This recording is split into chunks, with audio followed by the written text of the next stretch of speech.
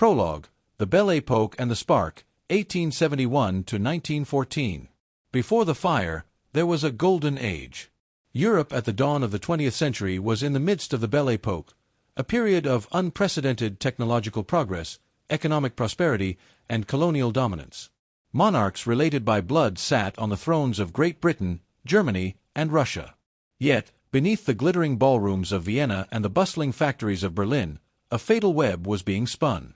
Europe had divided itself into two heavily armed camps: the Triple Entente, Britain, France, and Russia, and the Triple Alliance, Germany, Austria-Hungary, and Italy.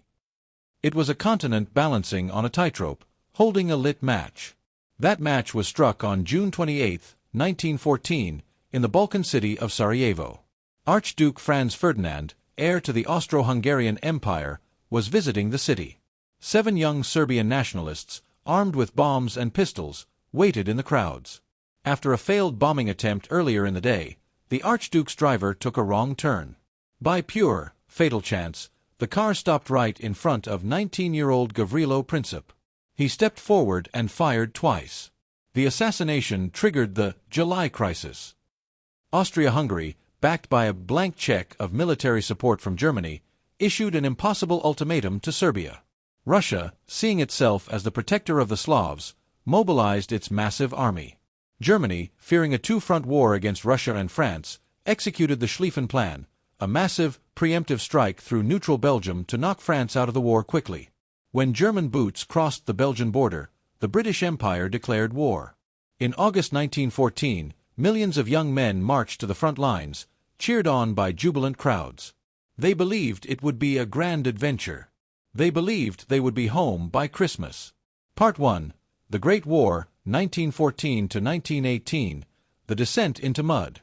The German advance was terrifyingly swift, pushing to within 30 miles of Paris. But at the Battle of the Marne in September 1914, French and British forces made a desperate, miraculous stand. Exhausted, both sides tried to outflank each other in the race to the sea. When they ran out of land, they dug in. A continuous line of trenches soon scarred the earth from the Swiss Alps to the English Channel. The war of movement was over. The war of attrition had begun. Life in the trenches was an apocalyptic nightmare. Soldiers stood knee-deep in freezing mud, battling lice, trench foot, and rats the size of cats that gorged on the unburied dead. In a brief, heartbreaking moment of humanity, the Christmas truce of 1914 saw British and German soldiers lay down their arms, sing carols across no man's land, and even play football together. It was the last gasp of the old world's chivalry. The generals ensured it never happened again. The industrial slaughter. The years 1915 and 1916 introduced a terrifying new reality: industrialized death. Science bent to the will of destruction. At Ypres, the wind carried a sickly sweet, greenish-yellow cloud across the battlefield, chlorine gas. Men drowned on dry land as their lungs filled with fluid. At Verdun, the Germans aimed not to capture ground, but to bleed France white. The artillery bombardment was so intense it reshaped the very topography of the hills. Over 700,000 men fell in 10 months. At the Somme, the British fired 1.5 million artillery shells over a week, believing nothing could survive. But the Germans were deep in concrete bunkers. When British soldiers walked across no man's land on July 1, 1916, they were mown down by machine guns. It remains the bloodiest day in British military history, with 57,000 casualties in mere hours. The war also expanded. In the Middle East, British officer T.E. Lawrence of Arabia, helped unite Arab tribes in a guerrilla war against the Ottoman Empire. At Gallipoli, a disastrous amphibious assault saw thousands of Australian and New Zealand Anzac troops slaughtered on the beaches of Turkey. At sea, the massive battleships of Britain and Germany clashed inconclusively at Jutland, while German U-boats prowled the depths, sinking merchant and civilian ships to starve Britain into submission. The breaking of empires, 1917 to 1918. By 1917, the strain cracked the empires of the East. The Russian army, chronically undersupplied and commanded by an incompetent Tsar, collapsed. Bread riots in Petrograd escalated into full-blown revolution. The Tsar abdicated, and soon, a radical Marxist named Vladimir Lenin, smuggled back into Russia on a sealed train by the Germans, seized power. He signed a humiliating peace treaty with Germany, pulling Russia out of the war. Germany now had a window to win before a new enemy arrived. In April 1917, provoked by the sinking of American ships and the Zimmermann telegram, a secret German proposal urging Mexico to attack the U.S., President Woodrow Wilson led the United States into the war. In the spring of 1918, Germany launched the Kaiserschlacht, a massive, desperate offensive on the Western Front using troops freed from the Russian front. They broke the trench lines and advanced rapidly. But the exhausted Germans overextended their supply lines. As fresh American doughboys poured into the line, the Allies counterattacked in the 100 Days Offensive, driving the German army to the point of collapse. Facing a naval mutiny and widespread starvation at home, Kaiser Wilhelm II abdicated. At 11 a.m. on November 11, 1918, an armistice went into effect. Silence finally fell over the ruins of Europe. Interlude, the long ceasefire, 1919 to 1939, the vengeance of Versailles. The victorious leaders met in Paris to forge a new world. President Wilson proposed his idealistic 14 points and a League of Nations to prevent future wars. But Britain and France wanted blood. The Treaty of Versailles forced Germany to accept full blame for the war, stripped it of 13% of its European territory and all its colonies, restricted its army to a mere 100,000 men, and demanded crushing financial reparations. The French Marshal Ferdinand Foch read the treaty and prophetically declared, "This is not a peace. It is an armistice for 20 years. Despair and dictatorships." The 1920s saw a brief economic boom, but in Germany, the Weimar Republic buckled under the reparations. Hyperinflation took hold. Money became so worthless that people needed wheelbarrows full of cash just to buy a loaf of bread, and children played with stacks of useless banknotes like building blocks. Then came the Wall Street crash of 1929. The ensuing Great Depression sent shockwaves around the globe. Unemployment soared, and desperate populations lost faith in democracy. Extremists stepped into the void. Italy, Benito Mussolini had already seized power in 1922, establishing fascism, a totalitarian system demanding absolute loyalty to the state. The Soviet Union, following Lenin's death, Joseph Stalin took control, initiating brutal 5-year plans, forced collectivization, and a regime of terror that starved millions in Ukraine, the Holodomor, and sent millions more to the gulags. Japan, imperial military leaders sidelined the civilian government, believing Japan's economic salvation lay in conquering an empire in Asia. They invaded Manchuria in 1931, committing horrific atrocities. Germany, Adolf Hitler, a mesmerizing orator driven by virulent anti-Semitism and a desire to avenge Versailles, captured the imagination of a broken German populace. He was appointed chancellor in 1933. Within a year, he dismantled the Republic, declared himself Führer, and began secretly rearming the nation. The road to ruin. The 1930s were defined by the world's failure to stop aggression. When Mussolini invaded Ethiopia, the League of Nations offered only weak sanctions. During the Spanish Civil War, Hitler and Mussolini used the conflict as a testing ground for their new weapons, famously bombing the civilian town of Guernica. Hitler grew bolder. He marched troops into the demilitarized Rhineland. He annexed Austria. When he demanded the Sudetenland from Czechoslovakia in 1938, the leaders of Britain and France flew to Munich. Desperate to avoid another trench war, they gave Hitler what he wanted in a policy of appeasement. British Prime Minister Neville Chamberlain returned home declaring, "Peace for our time." Months later, Hitler swallowed the rest of Czechoslovakia. The world realized war was inevitable. Part 2, The Global Conflagration, 1939 to 1945. The Storm Breaks, 1939 to 1940. On September 1, 1939, Germany invaded Poland.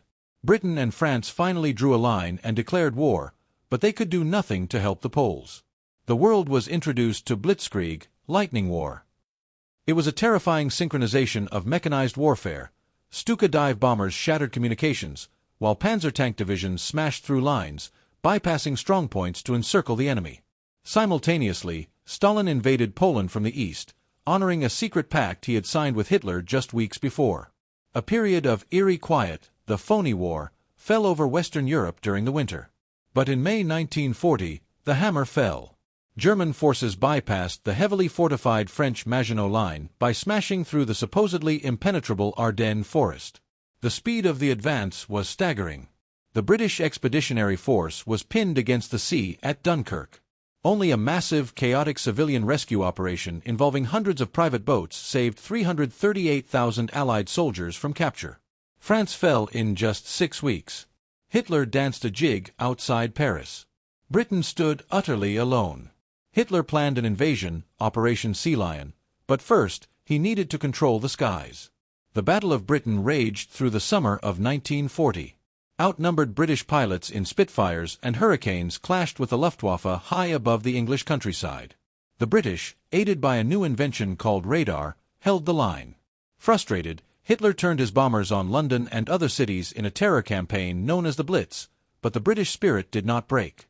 Expanding the Inferno, 1941. Frustrated in the West, Hitler turned his eyes east, seeking Lebensraum, living space, and the eradication of communism. On June 22, 1941, he launched Operation Barbarossa. 3 million Axis troops tore into the Soviet Union. Entire Soviet armies were surrounded and annihilated. The Germans pushed to the very gates of Moscow. But as winter set in, the coldest in decades, the German war machine froze.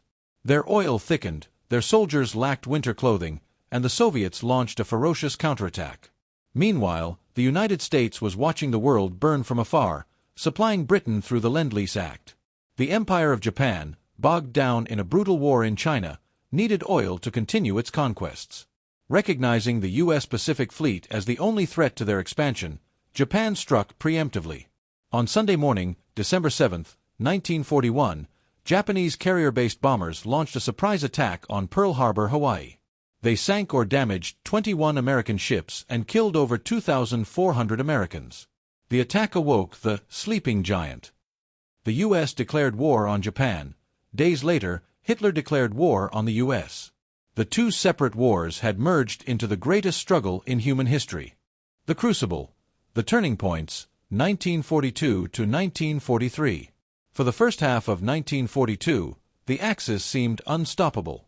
German U-boats sank millions of tons of Allied shipping in the Atlantic, Japanese forces swept across the Pacific, and the Desert Fox, Erwin Rommel, pushed the British back in North Africa. But within 12 months, the hinge of fate turned on 3 pivotal battles. Midway, June 1942, U.S. codebreakers intercepted a Japanese plan to ambush the American fleet. In a battle fought entirely by carrier aircraft, American dive bombers caught the Japanese carriers while their decks were loaded with fuel and bombs. In 5 catastrophic minutes, the pride of the Japanese Navy was destroyed. El Alamein, October 1942 in the Egyptian desert, British General Bernard Montgomery launched a massive artillery barrage and armored offensive that broke Rommel's Africa Corps, saving the Suez Canal and eventually driving the Axis out of Africa entirely. Stalingrad, winter 1942 to 1943. Hitler's obsession with capturing the city bearing Stalin's name led to the most savage urban warfare in history. Soldiers fought room by room, floor by floor in ruined factories. The Soviets secretly amassed a 1,000,000-man army on the flanks, encircled the German Sixth Army, and starved them into submission. Over 2 million casualties were suffered in this single battle. The Squeeze and the Ultimate Horror, 1944 to 1945. The Allies went on the offensive. The U.S. and Britain launched a grinding, bloody campaign up the Italian peninsula. In the Pacific, American forces began island hopping, bypassing heavily fortified Japanese islands, seizing strategic atolls like Tarawa and Saipan, and building airfields to bomb the Japanese mainland. In the east, the furious Red Army pushed the Germans back across Eastern Europe, exacting brutal revenge for the atrocities committed against Soviet civilians. In the west, the planning for the liberation of France culminated in Operation Overlord. On June 6, 1944, D-Day, a massive armada crossed the English Channel. Paratroopers dropped behind enemy lines in the dark, and at dawn, thousands of young men stormed the beaches of Normandy. At Omaha Beach, American troops faced a slaughterhouse of German machine gun fire, but sheer courage and overwhelming numbers carried the day. As the Allies closed in on Germany from both sides, they uncovered the ultimate evil of the Nazi regime, the Holocaust.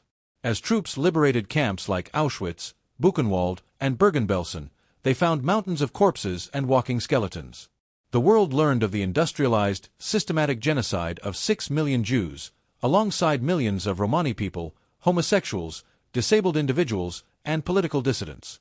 It was an abyss of human cruelty that defied comprehension.